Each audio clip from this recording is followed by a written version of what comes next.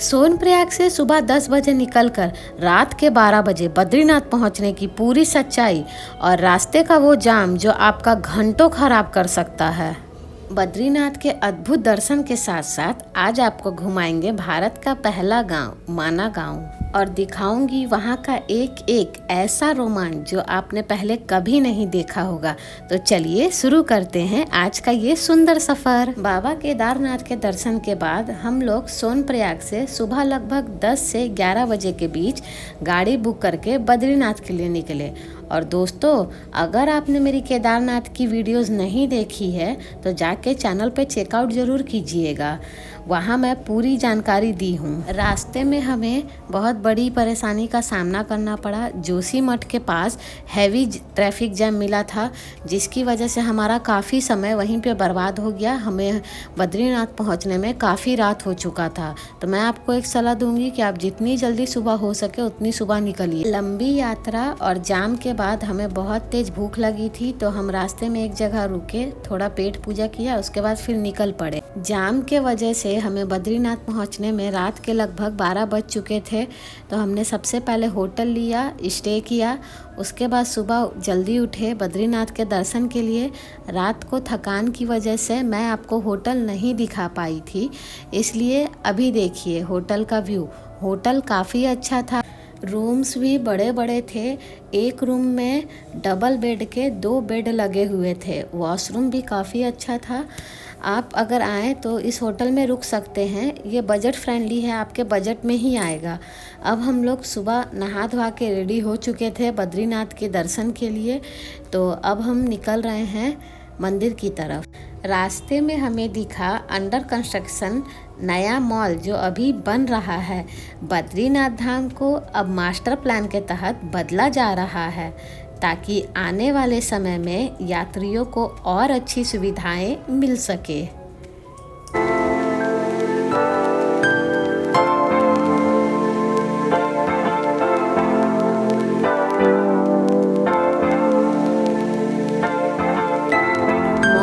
ठीक आगे बढ़ते ही आता है ये ई वेरिफिकेशन काउंटर। दोस्तों ध्यान रखिएगा, अपना रजिस्ट्रेशन यहाँ वेरीफाई कराना बिल्कुल मत भूलना। ये बहुत ज़रूरी स्टेप है, इसके बिना आप आगे नहीं बढ़ सकते हैं। और ये देखिए दूर से ही हमारा बद्रीनाथ धाम कितना सुंदर लग रहा है। अब आपको आगे बढ़ते हुए बद्रीनाथ धाम का ये बोर्ड दिखेगा। इस बोर्ड को देखते ही दिल में एक अलग ही जोश आ जाता है कि हाँ, हम पहुँच गए। चारों तरफ दुकानों पर सुंदर सुंदर प्रसाद सजाए हुए हैं। लोग भीड़ में आगे बढ़ रहे हैं। और दोस्तों ध्यान से देखिए, वहाँ दूर से भगवान बद्रीनाथ के मंदिर की पहली झलक दिखाई दे रही है। अब हम मंदिर की तरफ बढ़ रहे हैं। रास्ते में ये पुल आता है जिसे क्रॉस करके आपको जाना होता है। इस पुल के ठीक नीचे अलकनंदा नदी काफ़ी तेज़ रफ्तार से बह रही है।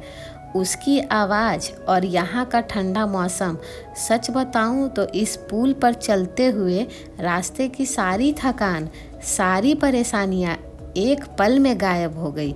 दिल इतना खुश था और आंखों में एक अजीब सा सुकून था कि बस अब हम नारायण के दरबार में पहुंचने ही वाले हैं।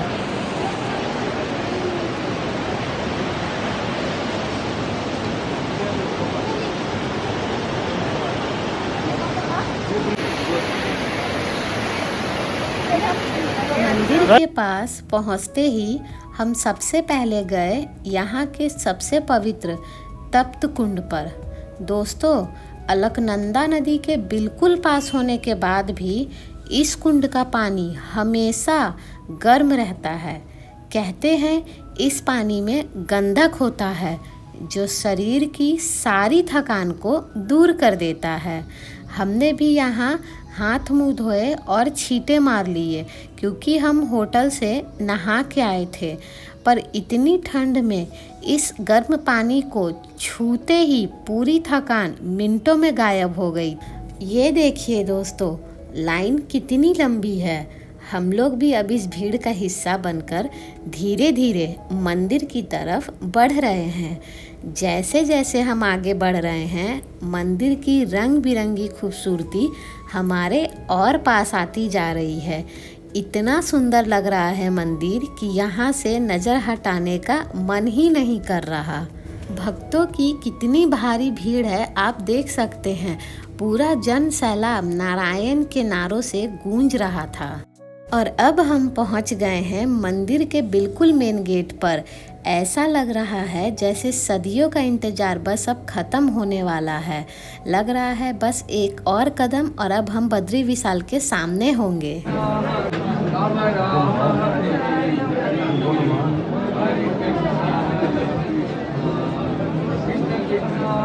लेकिन इतनी भारी भीड़ होने के बाद भी यहाँ का प्रशासन बहुत ही बढ़िया काम कर रहा है।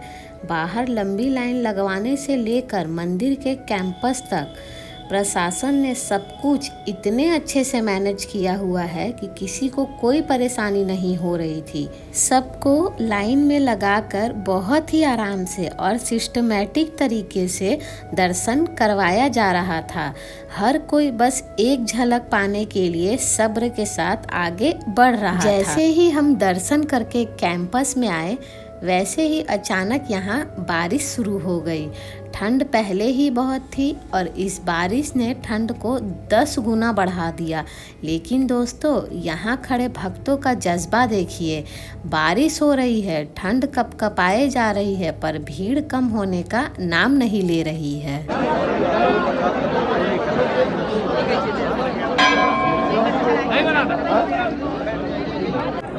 गर्भगृह के अंदर वीडियो बनाना मना है, पर ये देखिए मंदिर के ऊपर का ये सुंदर शिखर, ये लहराता हुआ झंडा। इस बारिश में भी लोग बस नारायण की एक झलक पाने के लिए डटे हुए हैं। सच में जब सच्चा बुलावा आता है ना, तो ना कोई मौसम रोक पाता है और ना कोई परेशानी।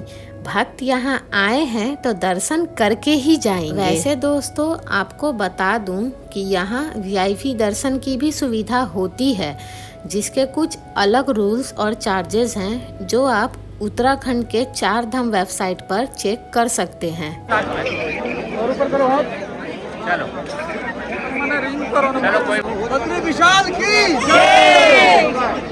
अंदर का वीडियो बनाना मना है, इसलिए मैं वहाँ का शॉट तो नहीं ले पाई, पर जो अनुभव मुझे अंदर हुआ वो मेरे दिल में हमेशा के लिए बस गया है। जैसे ही हम मंदिर के अंदर गए, भगवान की वो मूर्ति इतनी सुंदर, इतनी अलौकिक थी कि मन कर रहा था बस पलक झपकाए बिना उन्हें देखते ही रहे। हमने भगवान नर नारायण और माता लक्ष्मी के बहुत ही सुंदर दर्शन किए। और कैंपस में ही एक बहुत ही पवित्र चीज़ मिलती है, भगवान नर नारायण को चढ़ाए हुए वस्त्र। इन्हें आप प्रसाद के रूप में कुछ पैसे देकर यहाँ से ले सकते हैं। हमने भी वहाँ से लिया और बहुत सारे लोग इस बड़ी आस्था के साथ खरीद रहे थे। हमारे पुराणों में बद्रीनाथ धाम के बारे में एक बहुत ही पवित्र कहावत कही गई है कि जो जाए बद्री वो ना आए ओदरी। इसका मतलब बहुत से लोगों को नहीं पता होगा, मैं बताती हूँ। कहते हैं कि जो भी सच्चा भक्त यहाँ आकर बद्री विशाल के चरणों में सर झुकाता है, उसे जीवन मरण के चक्र से मुक्ति मिल जाती है। उसे दोबारा इस दुनिया में जन्म लेकर दुख नहीं झेलना पड़ता, उसे मोक्ष मिल जाता है। और सच बताऊँ दोस्तों, मुझे लग रहा है कि हमारे दिल को जो सुकून और खुशी यहाँ मिली, वो शायद ही इस पूरी दुनिया में कहीं और नहीं मिल सकती थी। आज हम सच में धन्य हो गए। बद्रीनाथ के इतने सुंदर दर्शन करने के बाद अब हम गाड़ी में बैठकर निकल पड़े हैं वहाँ से सिर्फ 4 किलोमीटर दूर भारत के पहले गांव माना गांव की तरफ। दोस्तों, इस गांव के आगे का रास्ता इतना खतरनाक और डरावना है कि पैदल चलने में भी लोगों के होश उड़ जाते हैं। और इसी गांव में खड़ी है एक ऐसी जगह जहां बैठकर सदियों पहले पूरी महाभारत लिखी गई थी। आज के इस वीडियो में मैं आपको इस गांव का वो खतरनाक रास्ता और महाभारत का वो अद्भुत इतिहास दिखाऊंगी, तो वीडियो को बिल्कुल स्किप मत करना। और ये देखिए दोस्तों, रास्ते में ही हमें दिखा ये बड़ा सा बोर्ड जिस पर लिखा है भारत का पहला गांव। इस बोर्ड को देखकर ही एक अलग सा प्राउड फील होता है। यहाँ तक पहुँचने के बाद गाड़ियाँ रुक जाती हैं। इसके आगे का सफ़र आपको पैदल चलकर ही पूरा करना पड़ता है। खुले पहाड़ और ठंडी हवाएं आपका स्वागत करती हैं। और अब हम एंटर कर रहे हैं माना गांव के इस मेन गेट के अंदर। यहाँ रास्ता थोड़ा संकरा यानी पतला है, पर यहाँ की चहल पहल देखने लायक है। दोनों तरफ सुंदर सुंदर दुकानें सजी हुई हैं और भीड़ भी काफ़ी अच्छी है। ये यहाँ का लोकल मार्केट है जिसे यहाँ के लोकल लोग ही चलाते हैं। दुकानों पर खाने पीने से लेकर ठंड के गर्म कपड़े मिल रहे हैं और सबसे खास बात, यहाँ उत्तराखंड की ट्रेडिशनल टोपी और उनके पारंपरिक कपड़े भी बिक रहे थे, जो देखने में बहुत ही प्यारे लग रहे हैं दोस्तों, मेन गेट से सरस्वती नदी तक का ये रास्ता लगभग 1 से 1.5 किलोमीटर लंबा है, तो आपको थोड़ा पैदल चलकर ही जाना पड़ेगा। लेकिन अगर आपके साथ बुजुर्ग हैं या आप पैदल नहीं चल सकते, तो यहाँ पर पिट्ठू की अच्छी सुविधा है, जिसका यूज़ आप करके आराम से ऊपर तक जा सकते हैं। रास्ता इतना पतला और ऊपर से यहाँ यात्रियों की इतनी भारी भीड़ है कि पैदल चलने में भी पूरा जाम लग गया था। और दोस्तों, इस संकरे रास्ते से थोड़ा और आगे बढ़ते ही ये रास्ता 2 तरफ कटता है। एक जाता है गणेश गुफा की तरफ और दूसरी तरफ जाता है पवित्र सरस्वती नदी की तरफ। मार्केट से जैसे ही हम आगे बढ़े तो रास्ता बहुत ही डरावना और डेंजर हो गया। ये देखिए, पहाड़ की कटिंग ऐसी है जैसे ये भारी पत्थर बिल्कुल हमारे सर के ऊपर लटका हुआ है। इस रास्ते को देखकर ही डर लग रहा था। एक तरफ ये खूंखार पहाड़ और दूसरी तरफ गहरी खाई। जैसे जैसे आप सरस्वती नदी की तरफ बढ़ेंगे, रास्ता और संकरा और पतला होता जाता है। यहाँ काफ़ी भीड़ जमा हो जाती है आने जाने दोनों साइड से। और अब हम पहुँच चुके हैं सरस्वती मंदिर के पास। ये है सरस्वती मंदिर, ठीक सरस्वती नदी के उद्गम स्थल पर ही बनी हुई है। और ये देखिए, सामने दिखी पवित्र सरस्वती नदी। इनकी रफ्तार और आवाज़ इतनी तेज है कि आप दंग रह जाएंगे। कहते हैं कि पूरे भारत में सरस्वती नदी सिर्फ इसी जगह पर धरती पर प्रत्यक्ष दिखाई देती है। इसके आगे जाकर वो अलकनंदा में मिलकर लुप्त हो जाती हैं।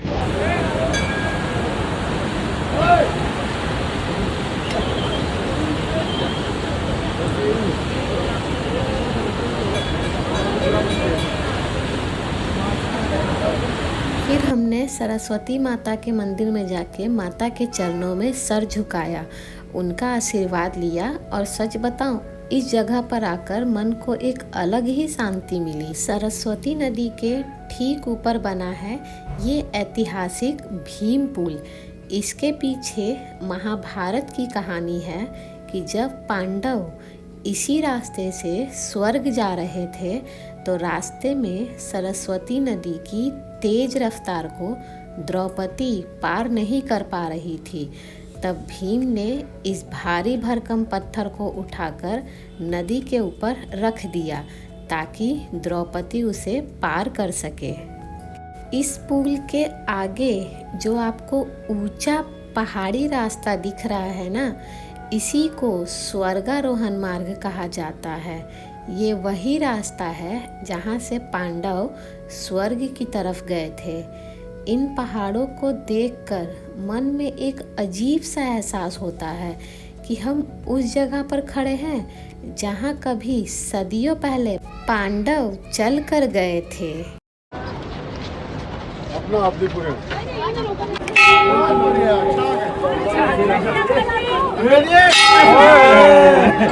जैसे ही हम इस स्वर्गारोहण मार्ग के मेन दरवाजे से अंदर एंटर हुए तो सामने का नज़ारा देखकर मन खुश हो गया। यहाँ पर बहुत ही सुंदर सुनहरी मूर्तियाँ बनी हुई हैं। इन मूर्तियों को देखकर ऐसा लगता है जैसे महाभारत का वो आखिरी पन्ना आँखों के सामने जिंदा हो गया हो। यहाँ पर माता द्रौपदी, युधिष्ठिर, भीम, अर्जुन, नकुल और सहदेव यानी पांचों पांडवों के बहुत ही शानदार स्टैचू बने हैं। और दोस्तों, इनके साथ ही यहाँ एक वफादार कुत्ते का भी स्टैचू बना हुआ है।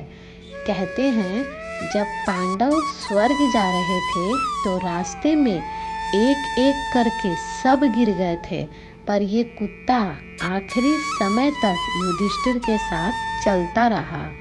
ये कुत्ता कोई आम नहीं बल्कि स्वयं यमराज का रूप थे जो युधिष्ठिर की परीक्षा लेने आए थे।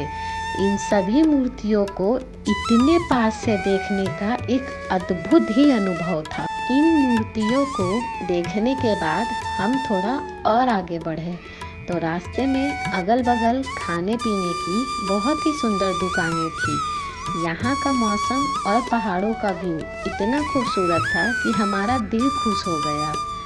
इतनी ठंड में चलते चलते हमें फिर से हल्की भूख लग गई थी तो हम बीच में एक शॉप पर रुक गए गर्मा गर्म मोमो खाने के लिए।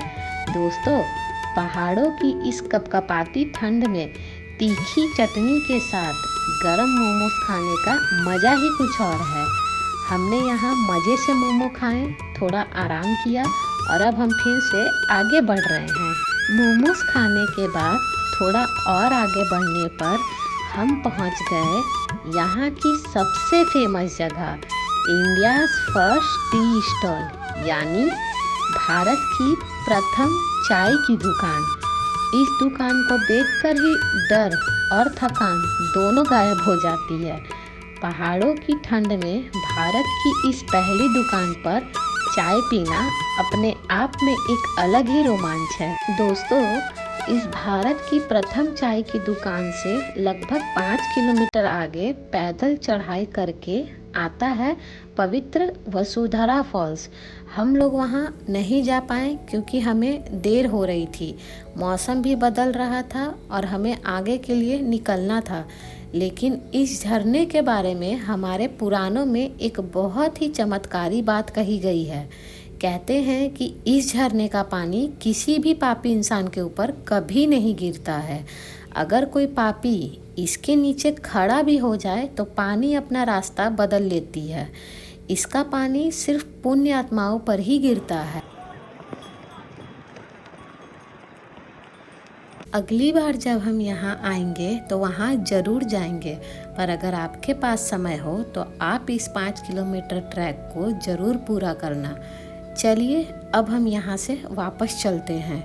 वसुधारा के इस अद्भुत रहस्य को देखने के बाद अब हम वापस नीचे की तरफ चल पड़े हैं। वापसी के रास्ते में हम गए गणेश गुफा की तरफ। दोस्तों, ये कोई आम गुफा नहीं है, इसका इतिहास महाभारत से जुड़ा है। कहते हैं कि यही वो पवित्र गुफा है जहाँ बैठकर भगवान गणेश जी ने पूरी महाभारत को लिखा था, जब महर्षि वेद व्यास जी इसे बोल रहे थे। तो दोस्तों, बद्रीनाथ और माना गांव के इस अद्भुत सफ़र के साथ हमारी ये पवित्र 4 धाम की यात्रा अब सफल हो चुकी है। मैंने आप सबके लिए अपने चैनल पे चारों धाम के वीडियोस अपलोड कर दिए हैं। अगर आप भी अपनी यात्रा का प्लान कर रहे हैं तो मेरे वीडियोस को देखना बिल्कुल मत भूलिएगा। वहाँ आपको होटल, बजट और रास्ते की सारी सच्ची जानकारी मिलेगी। अगर इस वीडियो ने आपके दिल को छुआ हो तो प्लीज़ इस वीडियो को एक लाइक ज़रूर कीजिएगा। हमारी इस छोटी सी यूट्यूब फैमिली का हिस्सा बनने के लिए चैनल को सब्सक्राइब करना मत भूलना और कमेंट में पूरे सच्चे भाव से जय बद्री विशाल ज़रूर लिखिएगा। मिलते हैं किसी अगले नए सफ़र में। तब तक के लिए जय बद्री विशाल, हर हर महादेव।